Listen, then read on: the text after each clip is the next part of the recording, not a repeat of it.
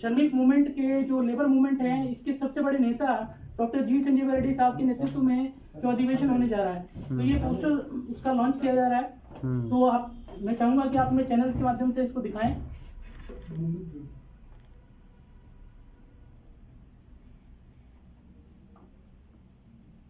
साथ ही साथ एक इसका हमने प्रोमो भी लॉन्च किया है, वो आपके चैनल्स के पर अभी जल्दी उपलब्ध होगा। हम मोबाइल से बेसिकली उसको आपको यहाँ डिस्प्ले करेंगे। ये हमारा प्रोमो है, ये आपके पास आने वाला है, ठीक है। तो ये आपके हमारे जो इंटर के सोशल मीडिया चैनल्स हैं, उसके ऊपर हमारे इंटर का जो प्रोमो है आपको दिखाई देगा। अधिवेशन का प्रोमो है, इसको आप उसमें देख सकेंगे। समय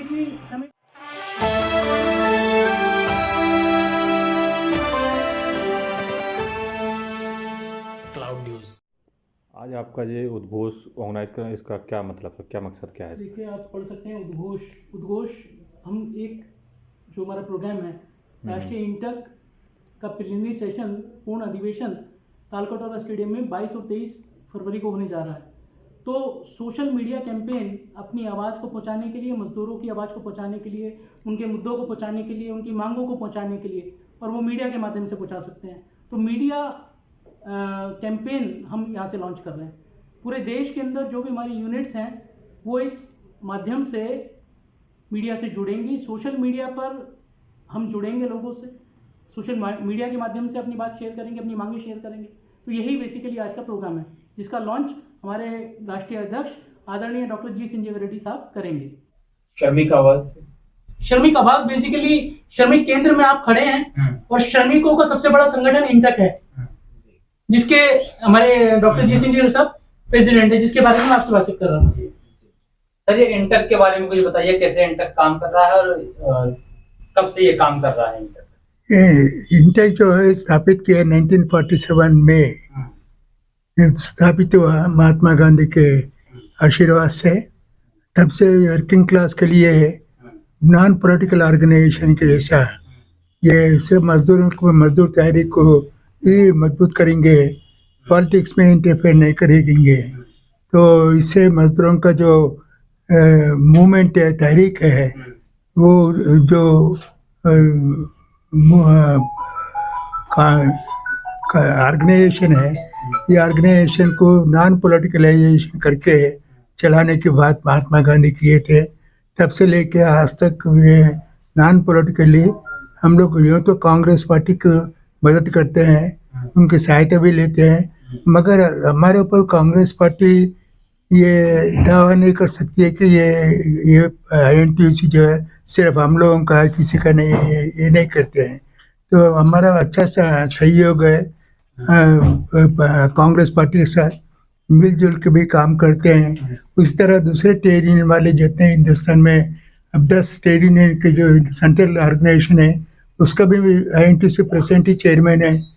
उसमें C2 है, AITC है, HMS है, दूसरे सेवा है, दूसरे बहुत से 10 सेंट्रल ट्रेड यूनियन ऑर्गेनाइजेशन मिलके हम एक यूनाइटेड फ्रंट लेके जैसा बनाए हैं। उसका चेयरमैन INTUC प्रेसिडेंट ही चेयरमैन रखे हैं। तो ये दिखता है कि मेजॉरिटी ट्रेड यूनियन हिंदुस्तान में जो है वो INTUC को भरोसा करते हैं, INTUC के साथ मिलकर काम करते हैं।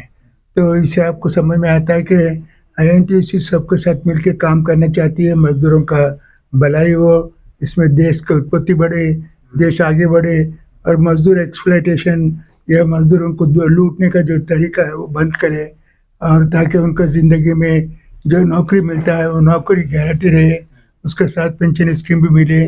लॉन्चिंग जो आप कर रहे हैं, लॉन्चिंग क्या चीज़, किस चीज़ का लॉन्चिंग है? ये जो हमारा हर 3 बरस को एक दफ़ा कॉन्फ्रेंस अधिवेशन होता है, पूरे हिंदुस्तान से आते हैं, करीब 4,000 डेलीगेट आते हैं यहाँ पर।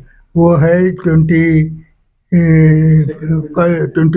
23rd, 24th तक है, तो 23rd तक है। तो वो अधिवेशन चालू हो रहा है यहाँ पर। 21 तारीख दिन शुरू करेंगे, 22 और 23 जो है ना, दोनों पूरे कम से कम नहीं तो भी 4,000 डेलीगेट आएंगे पूरे हिंदुस्तान से। तो इस तरह वो कॉन्फ्रेंस चलेगा, वहाँ से कई रेजोल्यूशन पास करेंगे मजदूरों के हालात के ऊपर, देश के हालात के ऊपर, आर्थिक व्यवस्था के ऊपर। आजकल जितने पब्लिक सेक्टर प्राइवेटाइजेशन कर रहे हैं उसके खिलाफ में भी हम लोग आवाज़ उठाने वाले हैं, ताकि पब्लिक सेक्टर इंडस्ट्री जो है वो प्राइवेटाइजेशन नहीं करे। ये मोदी अभी आपने कहा कि ये इंटेक स्वतंत्र है, स्वतंत्र संगठन है, लेकिन कांग्रेस को समर्थन करती है और 24 के चुनाव नजदीक हैं, 1 साल के बाद चुनाव होने वाले हैं। क्या इस बार 24 के चुनाव में इंटक किस तरह से समर्थन करेगी कांग्रेस पार्टी को? हाँ, यही बात हम ये डिस्कस करने वाले हैं। ये जो हमारा मीटिंग हो रही है 22 को, वो मीटिंग में हम लोग बातचीत करेंगे और उसके अंदर तय करेंगे कि हम किस पार्टी को मदद कर रहे हैं। तो हमारा जनरली ये रहा कि पिछले जितना हमने जब से पैदा हुए और अभी तक जो है कांग्रेस पार्टी को मदद करते हैं। मुझे विश्वास है कि इस दफ़ा भी कॉन्फ्रेंस जो है वो कांग्रेस पार्टी के फेयर में ही तय करेगी। पूरे मजदूरों से अपील करेगी कि कांग्रेस पार्टी को, कांग्रेस के कैंडिडेट को जिताने के लिए। अभी कुछ ही दिनों पहले बजट पारित हुआ, तो क्या ये जो बजट आया है, इस बजट के बारे में आप क्या कहना चाहेंगे? क्योंकि आप मजदूरों किसानों की बात करते हैं, उनके हकों की बात करते हैं, उनकी लड़ाई लड़ते हैं। क्या ये बजट किसानों की, मजदूरों के लिए बेहतर था या नहीं? ये बजट से पहले हम ट्रेड यूनियन वालों को बुलाए थे, government of India finance ministry, मगर हम लोग बायकॉट किए उसको, क्योंकि वो पूरे लोगों को नहीं रिप्रेजेंट नहीं करने दिए। कुछ लोगों को बुलाए, कुछ लोग नहीं बुलाए, इसको बायकॉट किए। मगर हम ये कहते हैं कि बजट जो इस वक्त इंट्रोड्यूस किए हैं वो सब मालिकों के फेयर में रहता है। मालिक जितने पब्लिक सेक्टर बेचने की बात करते हैं तो उनके जो मालिक लोग सपोर्टर है बीजेपी के, उनको वो इंडस्ट्री देना चाहते हैं। हम लोग मोदी जी कहते हैं गरीबों के हक व हुकूक की बात करने वाले लोग हैं और खुद को कहते हैं कि मैं गरीब का बेटा हूँ। आप कह रहे हैं कि उद्योगपतियों को फायदा पहुंचाने वाले। तो हम भी गरीब के बेटे हैं, गरीब का बेटा तो होती है तो उसके बाद नहीं, मगर उन्होंने गरीब है तो उन्होंने गरीब नहीं है ना, किसी प्राइम मिनिस्टर बन के गरीब बोले तो आप मानते क्या पहले कि प्राइम मिनिस्टर गरीब होता है?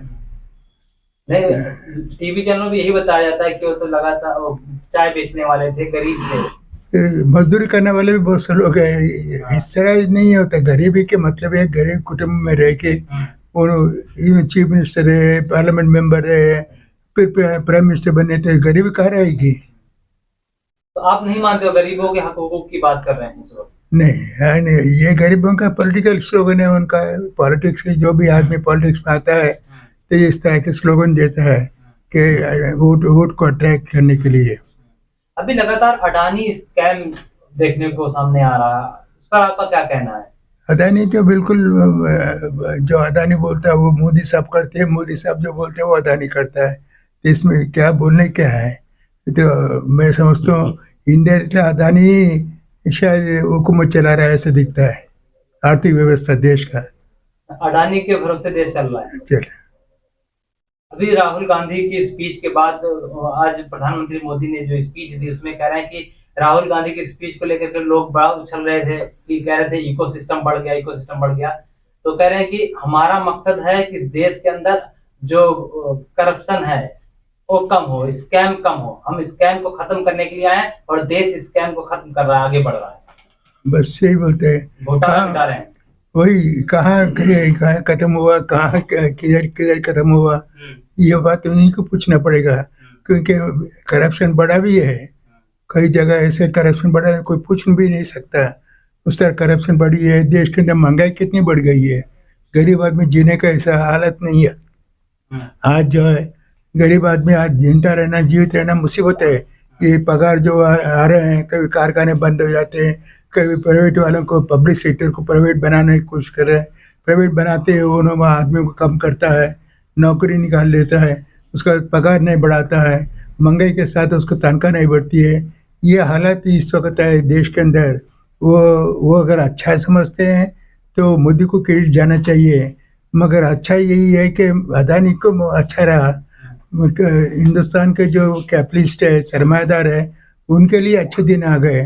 मगर एक भारत जोड़ो की बात करेंगे, क्योंकि आप भी भारत जोड़ो में गए, तो भारत जोड़ो को आप कैसे देखते हैं? राहुल गांधी जिस तरह से कन्याकुमारी से लेकर कश्मीर तक की जो यात्रा की, क्या इससे भारत जुड़ा, नफरत खत्म हुई? क्योंकि राहुल गांधी कह रहे थे हमें कहीं नफरत नजर नहीं आई। नहीं, ठीक है, उन्होंने जिस तरह पैदल चले हैं, एक हिम्मत की बात है। ये आदमी जो है कन्विक्शन है कि भाई ये पैदल चल के लोगों से मिल के लोगों का दिमाग में एक अच्छी बात बताएंगे, उनके साथ उनकी समस्याओं को सुनेंगे, बात करेंगे, और प्रजा का जो ग्रीवेंसेस है, जो तकलीफ है, वो भी सुनने को देखने को मौका मिलता है। तो राहुल गांधी ये काम अच्छा किए हैं। तो एक आखिरी सवाल, इस चीज से क्या क्या फायदा मिलेगा 2024 के चुनाव में, और आप किस तरह से अब आगे इससे ही फायदा निकलता नहीं है। फायदा निकलता है कि थिंकिंग, विचार से, विश्वास से, काम से बनता है। तो कांग्रेस पार्टी को काम करना चाहिए। सिर्फ किसी को गाली दे के हम जिंदा नहीं रह सकेंगे। पॉलिटिकली जिंदा रहना है तो लोगों के साथ जुड़ना पड़ेगा, लोगों के साथ और काम करना पड़ेगा, तभी जो है हम पार्टी को ऊपर लेकर आ सकते हैं। लेटेस्ट अपडेट पाने के लिए हमारे चैनल क्लाउड न्यूज को अभी लाइक करें, सब्सक्राइब करें और बेल आइकन दबाना बिल्कुल ना भूलें।